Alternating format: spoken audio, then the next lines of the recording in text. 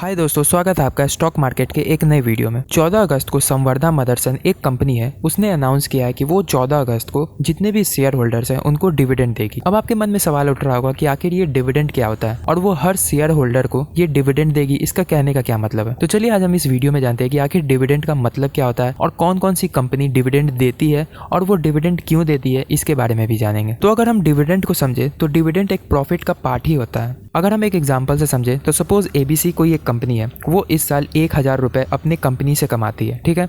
तो वो कंपनी क्या करती है कि जितने भी शेयर होल्डर्स होते हैं वो प्रॉफिट को उसमें बांट देते हैं। सपोज 1000 रुपए है और उस कंपनी के 5 शेयर होल्डर्स हैं, तो वो कंपनी क्या करेगी, हर शेयर होल्डर को 100 रुपए बांट देगी। यानी कि हर शेयर होल्डर को 100 रुपए मिलेंगे जो कि प्रॉफिट में से कटेगा। तो कंपनी की जो ओवरऑल प्रॉफिट है वो 500 रुपए होगी।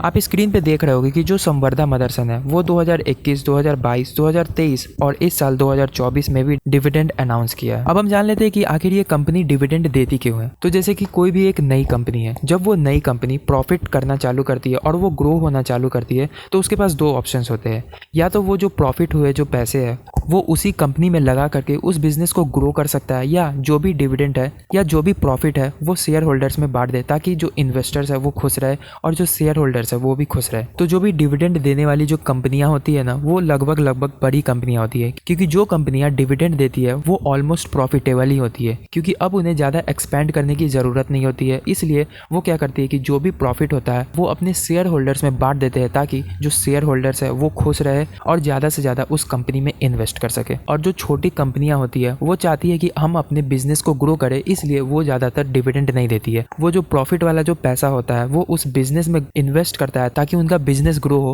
और इसमें ओवरऑल प्रॉफिट ही है। क्योंकि देखो, अगर कोई भी कंपनी डिविडेंड दे रही है और कोई कंपनी डिविडेंड नहीं दे रही है तो इससे आप कंपैरिजन नहीं कर सकते कि ये कंपनी अच्छा है ये कंपनी बेकार है। क्योंकि देखो, अगर वो डिविडेंड नहीं देता है तो वो पैसा वो अपने बिजनेस में इन्वेस्ट करता है, और जब वो बिजनेस में इन्वेस्ट करके ग्रो होता है तो आपका जो भी शेयर का जो प्राइस है वो ओवरऑल बढ़ जाता है। तो डिविडेंड ना देने का मतलब ये नहीं होता है कि वो कंपनी बेकार है, ठीक है। वो ओवरऑल उसमें इन्वेस्ट करता है जिसकी मदद से आपकी जो शेयर की प्राइस है वो बढ़ जाती है और आप उसे अच्छे खासे प्राइस में उसे बेच करके भी पैसे कमा सकते हो।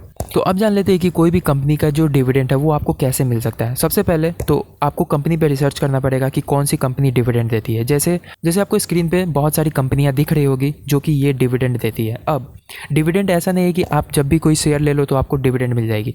डिविडेंड लेने के लिए कंपनी एक एक्स डेट अनाउंस करती है। उस एक्स डेट से पहले आपको उस कंपनी का शेयर लेना पड़ता है। अगर उस एक्स डेट से पहले आप उस कंपनी के शेयर को ले लेते हो तब जाकर के आपको उसका डिविडेंड मिलेगा। अगर उस एक्स डेट के बाद लेते हो तो आपको कोई भी डिविडेंड नहीं मिलने वाला है। तो आपको ये ध्यान रखना पड़ेगा।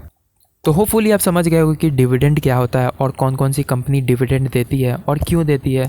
जनरली लार्ज कंपनियां ही डिविडेंड देती है और स्मॉल कंपनी डिविडेंड नहीं देती है, क्योंकि उनको जो पैसा होता है वो उन्हें इन्वेस्ट करना रहता है ताकि जो शेयर की प्राइस है वो बढ़ जाए।